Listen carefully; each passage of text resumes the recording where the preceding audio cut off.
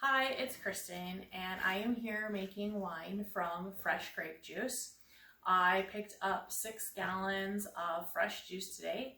It came in a 6.5 gallon pail, and I like to switch it over into a 7.9 gallon pail, just because I like to give it room for fermentation. And from past experience, I know that if you leave it in the pail that it came in, it will overflow and you will have a mess on your floor. So if you have room to move it over, go ahead and do that.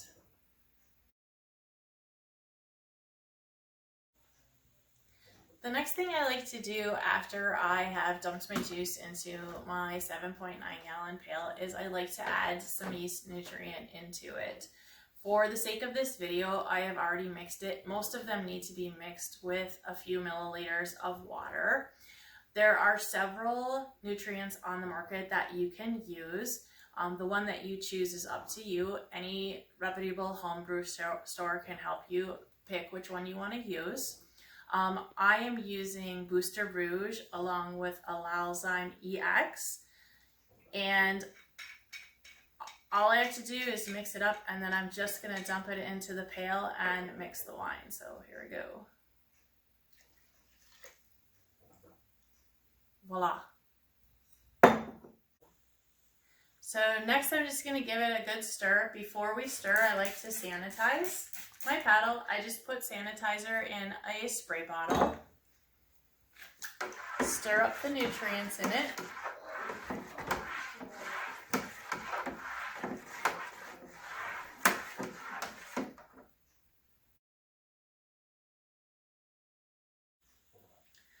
The next thing I like to do when I make wine from fresh juice is I like to add some bentonite. It's a clay-based product and it helps with the clarifying of the wine. It does need to be mixed with a little bit of water before you add it in. It is kind of like kitty litter, so it clumps when you add it. So the easiest thing for me is to just mix it in a blender. And it's generally 1 1/3 cup of water with a tablespoon of bentonite. So I'm just going to pour that in and give it a good stir.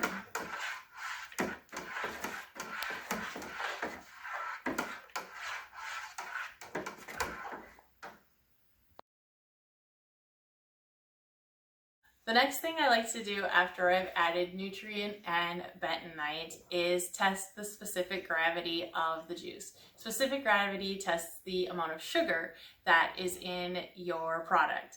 This is also the most important step in making any wine, beer, or distilling product. If you don't do this, you will not know how much alcohol is in your end product. Also, if you don't do this, you won't know if the place that you purchased your fresh juice from diluted your juice and you have to add sugar to it. So I have already sanitized. This is a sanitizing solution. I've already sanitized my hydrometer, and I'm going to just place it gently into the pail to see where it floats. This is a very high quality juice and is coming in at 1.100. That is going to give me, at a finished alcohol, is going to give me around 13% ABV if I ferment it all the way to dry. I am not going to add any sugar to this.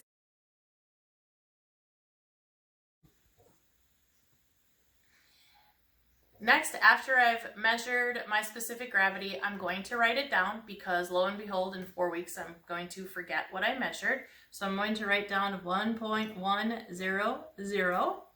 And after that, all I have left to do is add my yeast. I like to add 2 packets of yeast. Not necessary usually, but I like a really dry wine. So I'm going to sprinkle in 2 packets.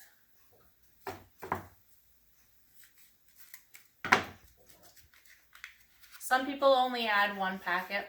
That's fine. It'll probably ferment just fine. Then I'm going to grab my stir stick again, sanitize it,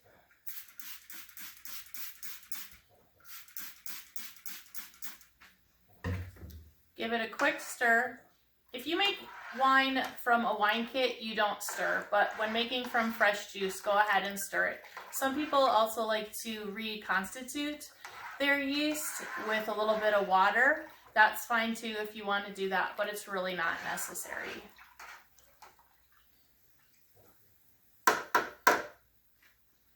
All done with that.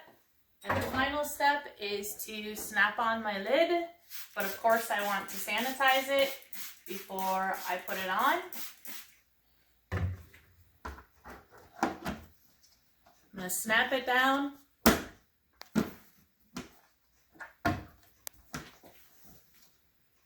Maybe. Got it?